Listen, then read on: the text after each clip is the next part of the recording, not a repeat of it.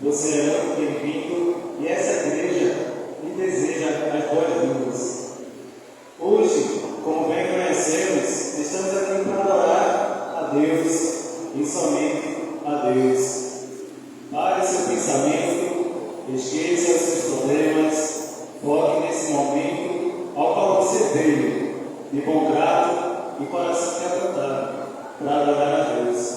E nesse momento, para darmos início, vamos orar. Então, eu acredito que podem ficar em pé para fazermos essa oração, pedimos a bênção do Senhor para esse momento. Ore comigo. Oremos.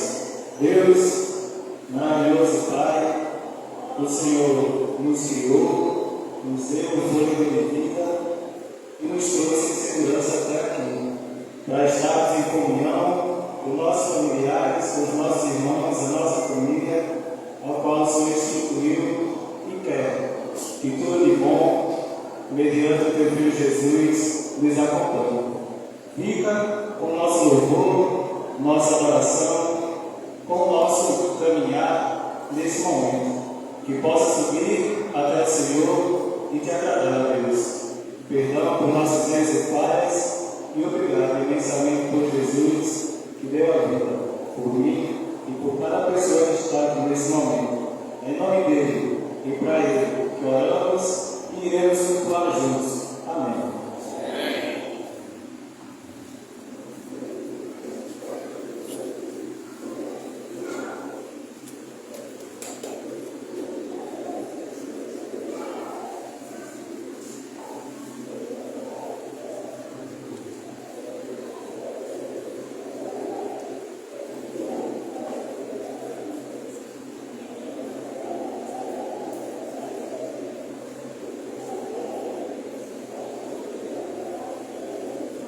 Nas paz a todos, boa tarde, vamos louvar nosso Deus, agradecer ao nome dele.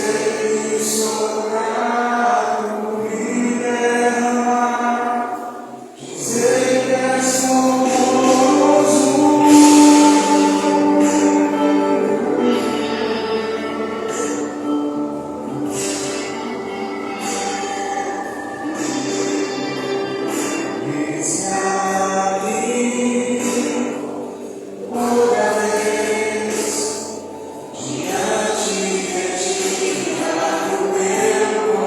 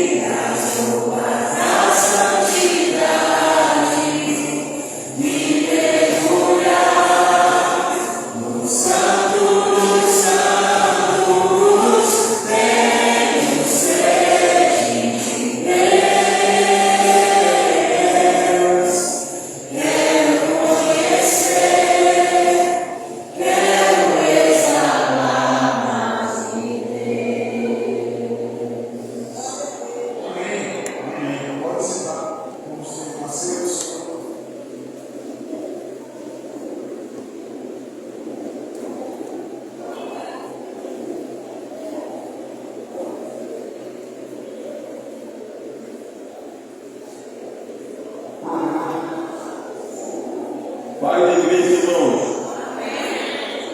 Você é uma pessoa que costuma esquecer facilmente de algumas coisas. Eu confesso que eu sou uma pessoa bastante esquecida. Eu não sei o que é que você acha com relação a você, mas eu sou uma pessoa bastante esquecida. Mas de forma geral, o ser humano ele se esquece das coisas. Nós temos uma memória limitada e acabamos esquecendo de muitas coisas. Você certamente já vivenciou algum episódio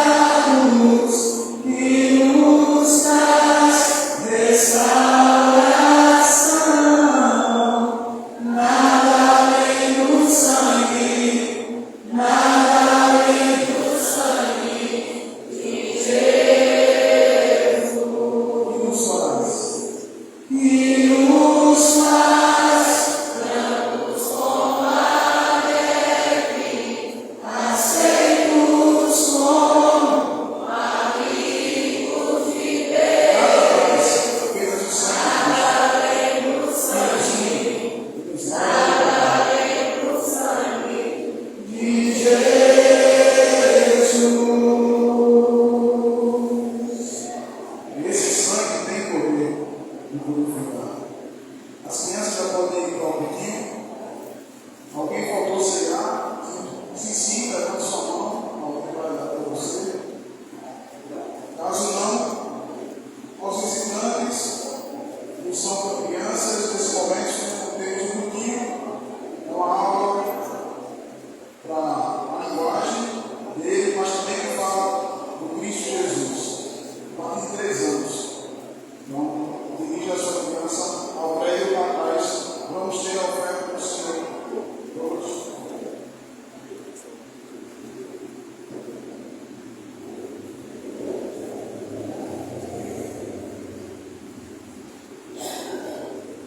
Boa noite, irmãos. A paz de Cristo. Aos visitantes, lembramos que este momento é um momento nosso, como família, aos irmãos que estão aqui em Cristo, da Igreja de Cristo são hoje. Caso você se sinta à vontade e queira fazer a sua contribuição, a sua oferta ao Senhor, pode fazer normalmente. Irmãos, abram suas Bíblias em Lucas capítulo 7, a partir do versículo 36. Lucas capítulo 7, a partir do versículo 36.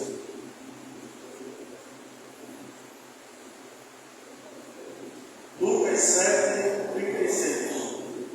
Estou lendo a versão Almeida século XXI. Certa vez, um dos fariseus convidou Jesus para comer com ele.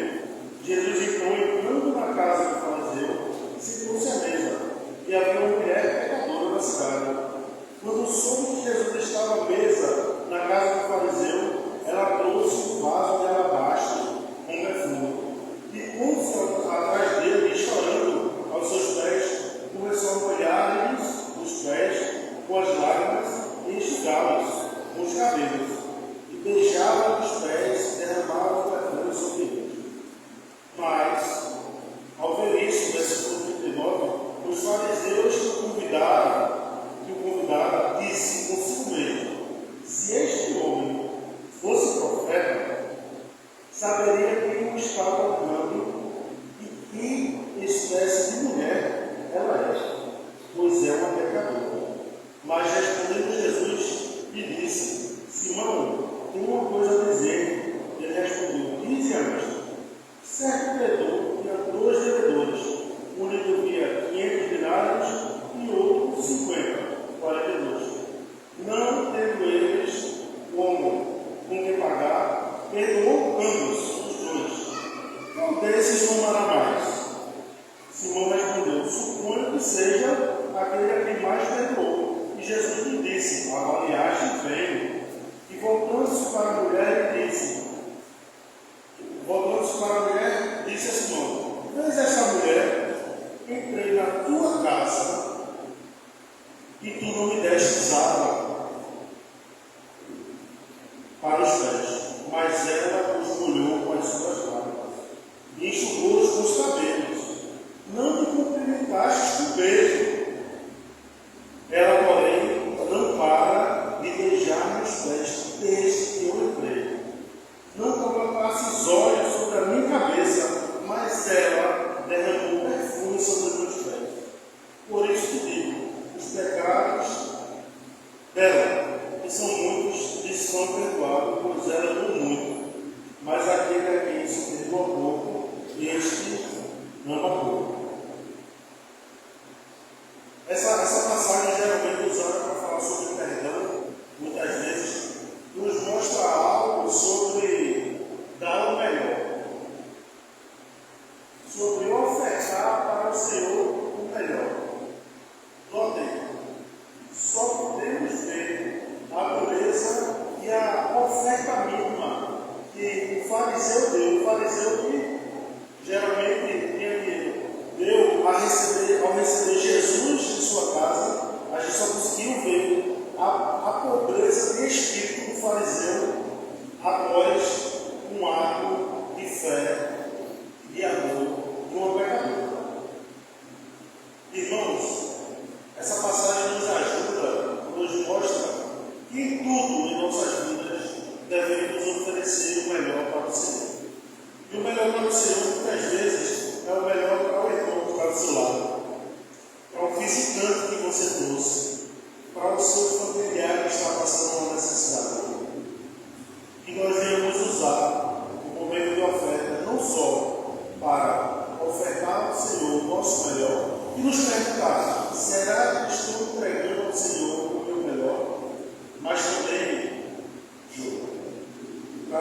para se perguntar também: será que, como igreja, eu estou entregando melhor para o meu irmão que eu sinto ao meu lado, que caminha comigo na comunidade, que está comigo a cada dia, não só no domingo, que nós venhamos entregar o melhor ao Senhor, que nós venhamos entregar o melhor, amando também o nosso irmão, que nós venhamos com o Senhor abençoado, que ofertemos ao Senhor, não só com nossos bens, mas com nossas vidas, em primeiro lugar. Oremos. Pai de Deus, queremos te agradecer porque o Senhor deu o melhor. O Senhor, Pai, o Senhor deu o teu Filho amado para que todo aquele que crescer tivesse a vida eterna, se assim seguisse os passos de crer, se arrepender, se batizar e permanecer. Pai amado, nos abençoa porque queremos mais uma vez no domingo mostrar com as nossas ofertas que estamos te dando o melhor.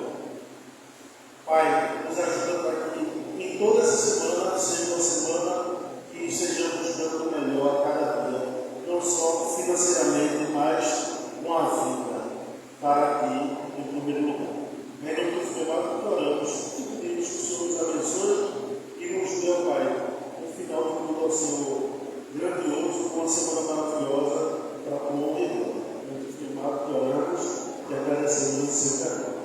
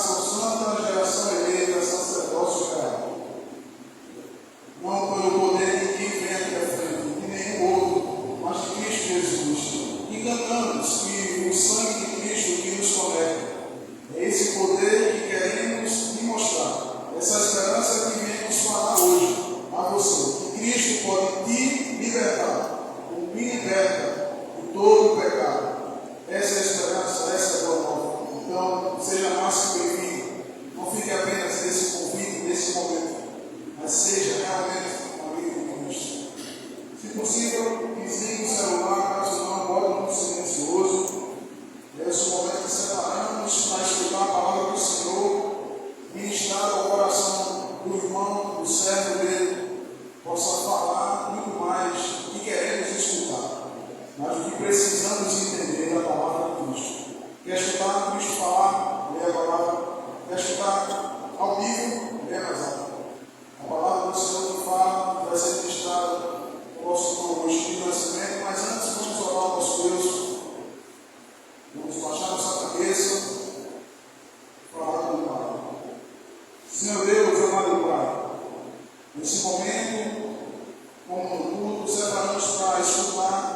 isso ouvir falar nos nossos corações. Aprender mais da tua palavra, não só, Senhor Deus, como que ela chegue com conhecimento, mas que ela tenha o poder de transformação, libertação do pecado, mudança de hábitos, possamos estar cada vez mais próximos do Senhor.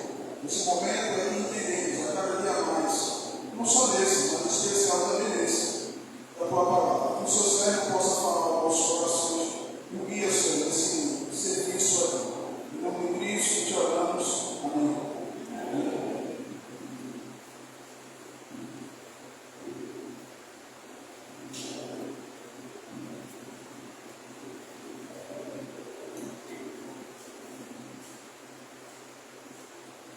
Paz de Cristo, irmãos, uma alegria e satisfação estar aqui com vocês, poder compartilhar um pouquinho da palavra do Senhor hoje à noite. Você sabe que cidade é essa? Essa é a cidade mais antiga do mundo em continuidade, em existência. Foi nessa cidade chamada Jericó que uma mulher que vivia na prostituição se converteu ao Senhor e abrigou os espias antes da cidade ser destruída por Josué. Foi nessa cidade ainda que Josué e os sacerdotes deram 6 voltas ao redor da cidade. No 7º dia, deram 7 voltas, e as ruínas e as muralhas da cidade vieram abaixo. E você ainda pode ver aqui na cidade, aqui pelas ruínas e ao fundo, a moderna cidade de Jericó. Foi nessa cidade que Jesus, entrando, encontrou um cego e, tomado de compaixão pela persistência deste cego, o curou e lhe restaurou a visão. Essa cidade tem muitas histórias, e uma delas é a história que nós vamos ler hoje à noite, a história de Zaqueu. Então eu peço que, por favor, você abra sua Bíblia em Lucas, capítulo 19, versículos 1 a 10. Lucas, capítulo 19, versículos 1 a 10, é uma história que aconteceu também em Jericó. Eu estou lendo da NVI.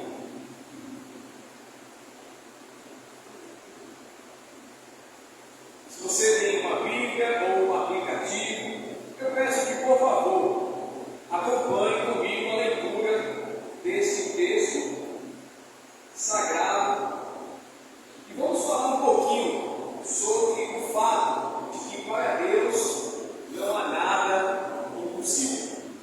Para Deus não há nada impossível. Lucas capítulo 19, versículos de 1 a 10. Acompanhe comigo. Jesus entrou em Jericó e começou a atravessar a cidade. Essa mesma aí. Havia ali um homem rico chamado Zaqueu, chefe dos publicanos. Ele queria ver quem era Jesus, mas sendo de pequena estatura, não conseguia por causa da multidão. Assim, correu adiante, subiu em uma figueira brava para vê-lo, pois Jesus estava prestes a passar por ali. Versículo 5: Quando Jesus chegou àquele lugar, olhou para cima e lhe disse: Zaqueu, desça depressa, porque hoje preciso ficar em sua casa. Então ele desceu rapidamente e o recebeu com alegria. Todo o povo viu isso e começou a se queixar. Ele se hospedou na casa de um pecador. Zaqueu, porém, levantando-se, disse ao Senhor: Olha, Senhor, darei metade dos meus bens aos pobres. se alguém extorquir alguma coisa, devolverei 4 vezes mais. Jesus me disse: hoje houve salvação nesta casa, porque este homem também é filho de Abraão. Versículo 10, ele diz: pois o Filho do Homem veio buscar e salvar o que estava perdido. Nessa história, Jesus passando pela famosa cidade de Jericó, um homem baixinho, imagina um homem de 1,50 m, 1,60 m, que já ouvia falar da fama de Jesus, quis se encontrar com ele. Zaqueu quis ter aquele momento particular com ele, mas a multidão era grande. Então ele teve uma ideia: imagina um rico se aventurando, subir numa árvore para poder ver Jesus. O curioso é que Jesus, ao passar por aquela árvore, Jesus chamou Zaqueu pelo nome. Jesus sabia quem era Zaqueu, assim como Zaqueu sabia muito bem quem era Jesus. E Jesus se oferece: eu quero ficar na tua casa. E Zaqueu o convida, abre as portas da sua casa e ele tem aquele encontro. E naquele encontro, Zaqueu, cheio de alegria, ele se dispõe a dar metade dos seus bens. Ele se dispõe a dar metade dos seus bens. Eu entendo que esse ato de Zaqueu não era uma mera generosidade de rico. Às vezes os ricos desse mundo, eles se sentem culpados de ter tanto, de ter tanta gente no mundo com tão pouco, que eles decidem fazer um gesto de bondade. Eu entendo que o que Zaqueu fez foi muito mais do que um gesto de generosidade ou de bondade. A história de Zaqueu, ela nos ensina 3 coisas importantes. A história de Zaqueu nos ensina, no versículo 8, Zaqueu, porém, levantando-se e disse ao Senhor: olha, Senhor, darei metade dos meus bens aos pobres. E se alguém extorquir alguma coisa, devolverei 4 vezes mais. Ele estava disposto a dar metade das suas riquezas e com a outra metade que sobrasse, dizer: se alguém chegar na minha casa dizendo que eu o roubei no momento de cobrar impostos, ele é o chefe de cobrança de impostos para o Império Romano, eu devolvo 4 vezes mais. Ele sabia que tinha culpa no mercado, ele sabia que era culpado, e ele estava disposto a restituir 4 vezes mais. A história de Zaqueu nos ensina 3 coisas. A primeira, Zaqueu mostra a necessidade de arrependimento. Zaqueu mostra a necessidade de arrependimento. Não é apenas, como eu falei, generosidade de rico. Nas igrejas de Cristo tem uma história conhecida de que um dos donos da Colgate era membro da igreja de Cristo. E ele doava 90% do seu lucro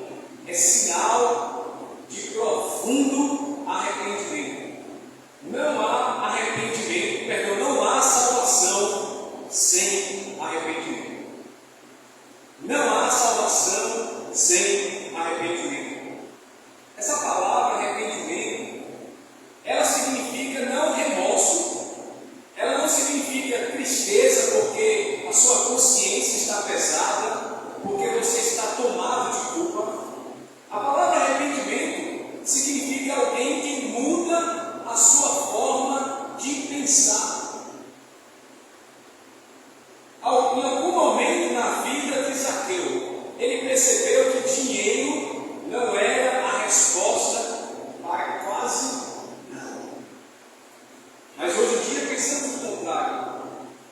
Zaqueu estava tomado de arrependimento. Você lembra da história do filho pródigo?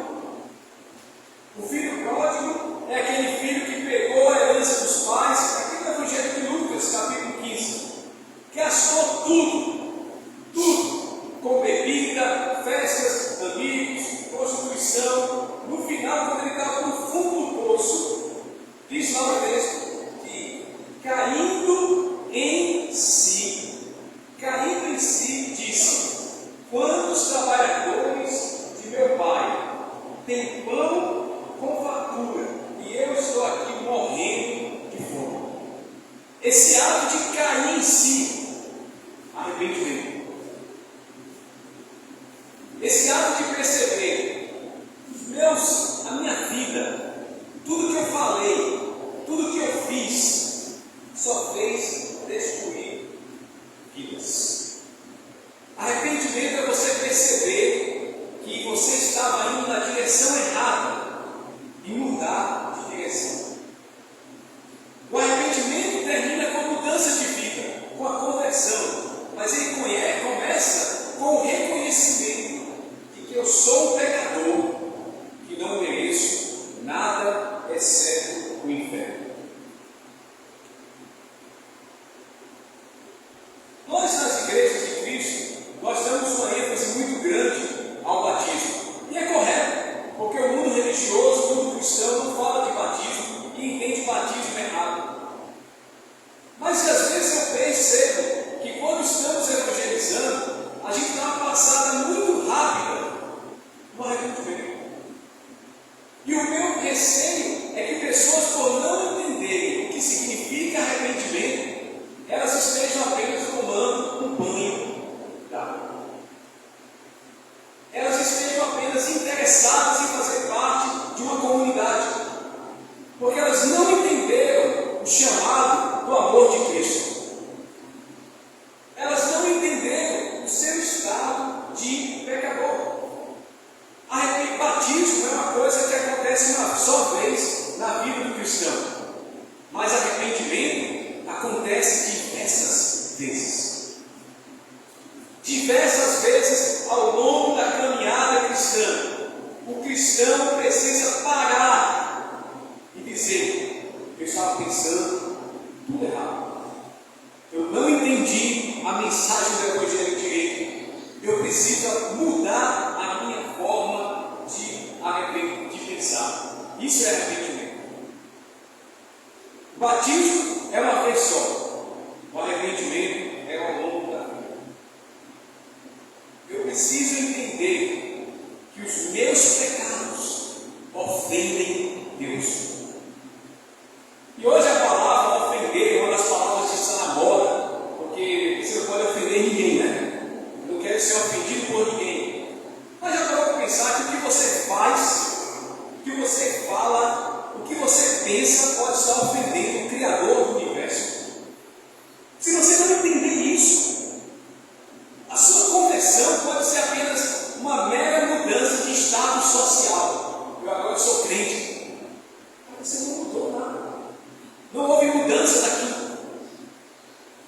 Eu tenho um amigo que ele me conta uma história muito curiosa, que ele estava para batizar duas jovens lá no estado do Ceará. E no último dia, antes do batismo delas, ele perguntou para elas: você entende que com seus atos você ofendia Deus? Não, ofender Deus? Não, eu nunca ofendi Deus. E naquele momento, ele suspendeu o batismo, porque ele entendeu que elas não entenderam o que é arrependimento. Zaqueu diz: darei metade dos meus bens aos pobres. Ele entendeu que riqueza não é a solução. Ele entendeu que era um rico avarento. E deixa eu dizer que a avareza não é só um problema de ricos, não, viu? Existem muitos pobres que continuam pobres, avarentos. Mas Zaqueu entendeu que ele era rico avarento, que ele era um pecador. Ele entendeu que os meus pecados destroem relacionamentos. Os famílias. Os meus pecados destroem amizades. Os meus pecados destroem a sociedade. A razão da sociedade brasileira, a razão da sociedade aqui pernambucana, está como está, é por causa do problema do mal do homem pecador. Enquanto o pecador não reconhece os seus pecados, enquanto ele não reconhece profundamente que é um pecador na presença de um Deus santo, não vai haver mudança. Protestos pedindo paz é balela. Se não houver mudança na nossa justiça, no nosso procedimento, a sociedade não muda. Nós temos às vezes uma visão de que o ser humano é bom, de que o ser humano é por natureza agradável. Isso é ingenuidade. O ser humano, depois que peca a primeira vez, parece que ele se torna cada vez mais pecador e perverso. E é somente no momento que ele reconhece o seu estado de pecador é que Deus começa a agir na sua vida. A história de Zaqueu nos ensina que sem arrependimento não há salvação. Sem o reconhecimento da nossa pecaminosidade, não pode haver a ação de Deus. Isso serve para aqueles que estão nos visitando hoje, isso serve para os novos convertidos presentes, isso serve para os velhos convertidos também presentes. Precisamos diariamente nos arrepender. É necessário reconhecer o nosso estado de pecado. A história de Zaqueu também nos ensina, no versículo 9, que para toda regra há exceção. Para toda regra há exceção, e a exceção é Zaqueu. Lê comigo o versículo 9. Jesus lhe disse: hoje houve salvação nesta casa, porque este homem também é filho de Abraão. Se você já leu o Evangelho de Lucas, você já percebeu que Lucas dá uma grande ênfase na questão da riqueza, do dinheiro. Em Lucas capítulo 16, Jesus conta a parábola do administrador infiel, o cara que roubava a empresa, e depois ele é pego. E Jesus conta a grande lição sobre o fato de que nós podemos usar os bens de origem má para coisas boas. Jesus depois diz, no versículo 14 do mesmo capítulo, que que os fariseus eram avarentos. Eles adoravam o Deus dinheiro. O seu Deus era, sim, o dinheiro, a avareza. Mais à frente, Jesus tem um encontro com Jesus conta a parábola do rico, insensato ou insensível e Lázaro. E Jesus mostra que, não porque ele era rico, mas porque ele era um rico insensível, ele vai para o inferno. E Lázaro vai para os céus, para o seio de Abraão. No capítulo 18, Jesus se encontra com um jovem rico, e o jovem rico diz: olha, eu obedeço toda a lei de Moisés, tenho sido obediente. Jesus sonda o coração dele, e ele diz para o jovem o que Zaqueu depois vai dizer voluntariamente: vai, pega os teus bens, vende aos pobres e depois me segue. E a gente conhece a história, não é? O jovem rico, triste, não consegue seguir Jesus por causa do seu amor à riqueza. Aí Jesus termina aqui no capítulo 18. Volte um pouquinho. Capítulo 18, versículo 24 a 27. Leia comigo. Se você ainda está com a sua Bíblia ou o seu aplicativo aberto. Logo depois da história do jovem rico, versículo 24 a 27 diz: Vendo entristecido, Jesus disse: Como é difícil aos ricos entrar no reino de Deus. De fato, é mais fácil um camelo passar pelo fundo de uma agulha do que um rico entrar no reino de Deus. Os que ouviram isso perguntaram: Então, quem pode ser salvo? Jesus respondeu: O que é impossível para o homem é possível para Deus. Na mentalidade dos judeus do primeiro século, riqueza era sinônimo de bênção. Se você era rico, significava que você foi abençoado por Deus. E pobreza ou é sinônimo de preguiça ou é sinônimo de maldição.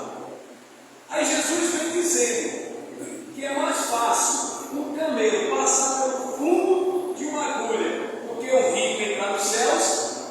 Os discípulos ficaram confusos. E Jesus estava dizendo sobre a dificuldade do avarento abrir mão da sua avareza, dos seus bens. E aí nós aprendemos a história do capítulo 19. Para toda regra tem uma exceção. E quem é a exceção? Zaqueu.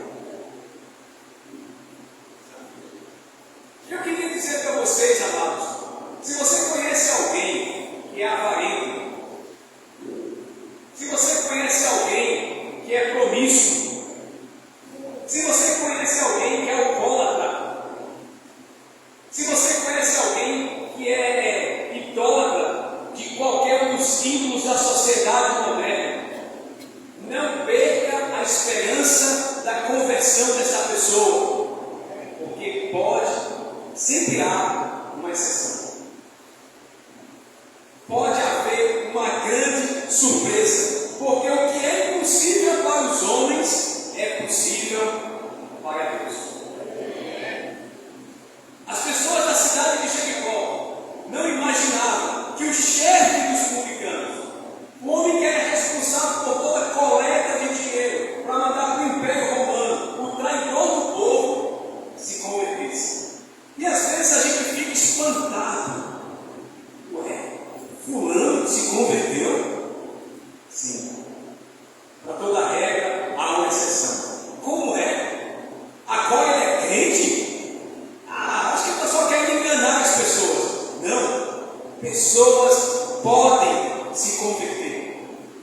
Pessoas podem mudar de vida.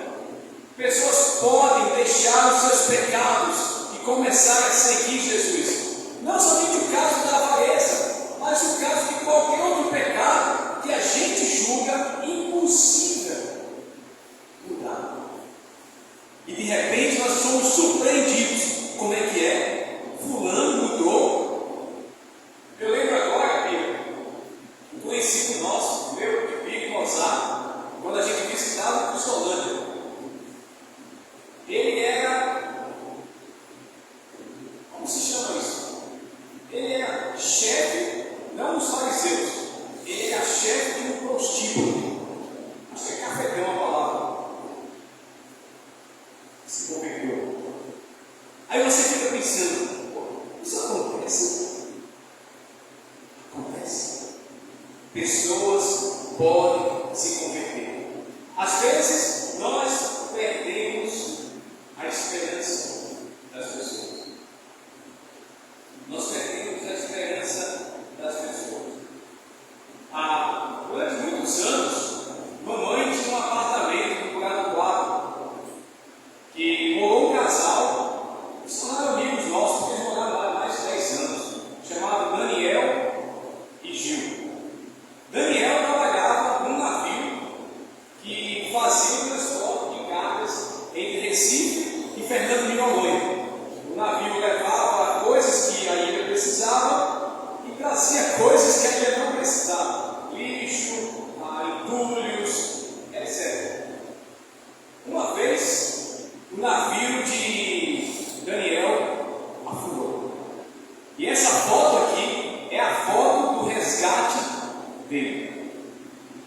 Essa é a foto do resgate dele. E futucando na internet, essa é Daniel. Ele foi resgatado pela Marinha do Brasil, graças a Deus. E há 2 dias no mar, você vê a foto do resgate, você sabe, essas fotos são da Marinha do Brasil, no jornal. E aquele é Daniel. E ele me contou a história do naufrágio dele. Ele não sabia nadar. Caiu no navio, começou a afundar. O único tripulante que pulou para um lado do navio foi o lado que o navio tombou e puxou aquele tripulante para baixo. Ele se agarrou num botijão de gás. Depois que ele me contou a história, eu perguntei 2 coisas: você vai aprender a nadar e você vai voltar a ser marinheiro. Eu não sei se ele aprendeu a nadar, mas ele voltou a ser marinheiro. E ele disse que ficou nadando até que eles conseguiram abrir o bote, recolher todo mundo para dentro do barco. Eles tinham perdido as esperanças, ondas do tamanho desse prédio, e eles ficavam abrigados dentro daquele bote salva-vida que fecha, né? Não afunda, mas enjoa. E as horas e os dias passando, e de noite finalmente a Marinha do Brasil achou. Sabe como se chama isso? Resgate. Ele não tinha mais esperanças. Naquele momento, um dos tripulantes, era crente, começou a fazer um convite para o pessoal. E começou a dizer: eu acho que nosso túmulo vai ser o oceano. É a hora da gente se entregar a Jesus. E ele se converteu. E até hoje, até onde eu sei, ele e a esposa Gil estão na Assembleia de Deus. Mas ele disse: daqui para a eternidade. Até que o navio da Marinha conseguiu resgatá-los, localizá-los.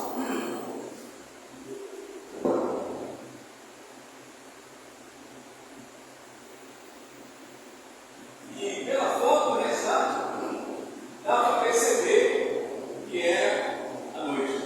Você vê que eles estão com a roupa da Marinha, né? Estavam ensopados, dias do mar.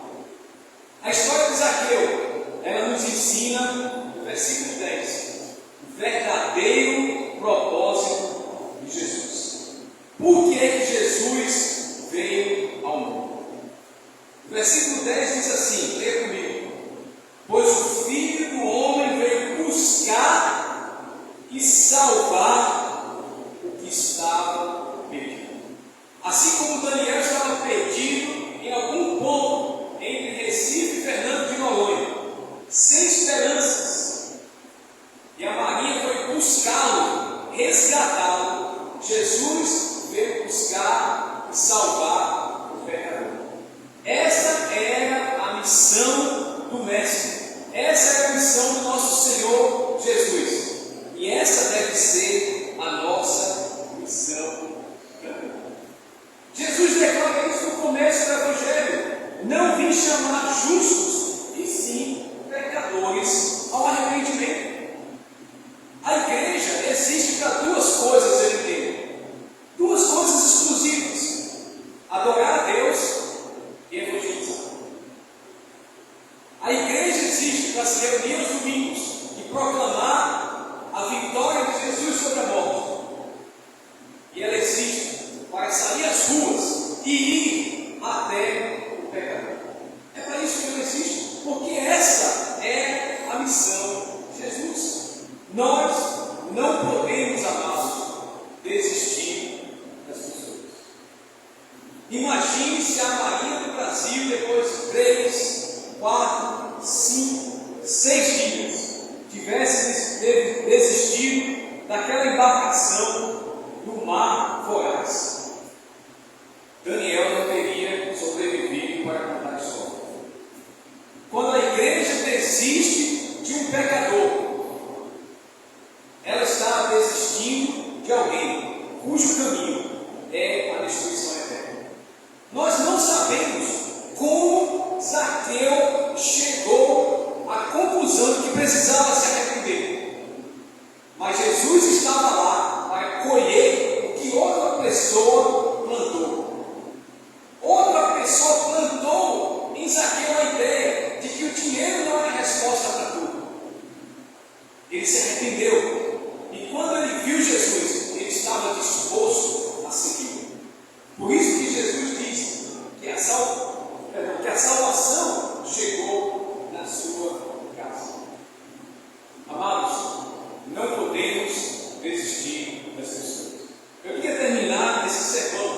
fazendo a pergunta: quem é o seu pecador favorito?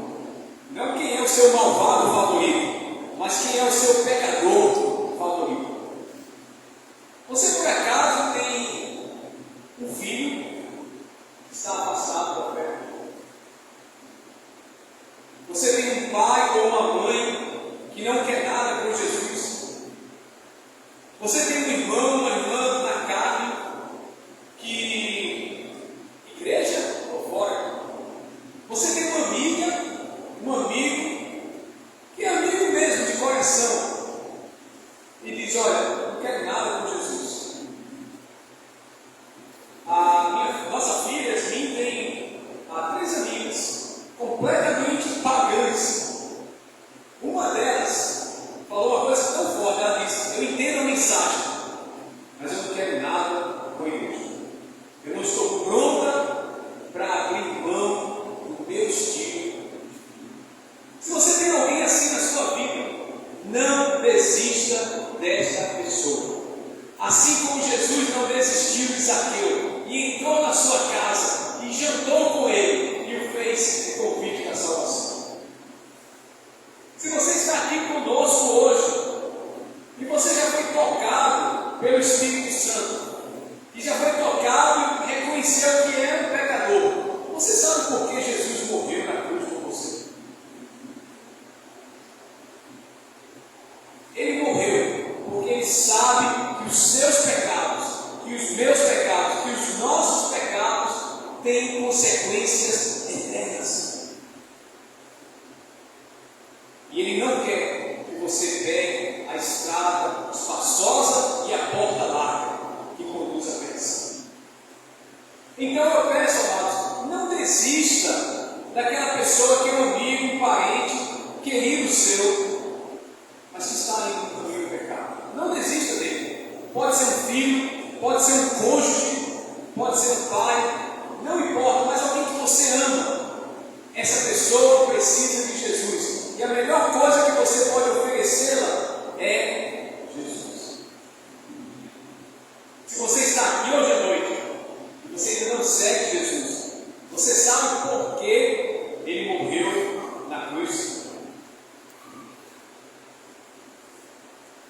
Foi amor. É a maior prova que Deus tem para lhe dar que ele te ama. Ele morreu na cruz. O apóstolo Paulo nos ensina que Deus prova o seu amor por nós, porque Cristo morreu na cruz antes que cada um de nós tivesse nascido.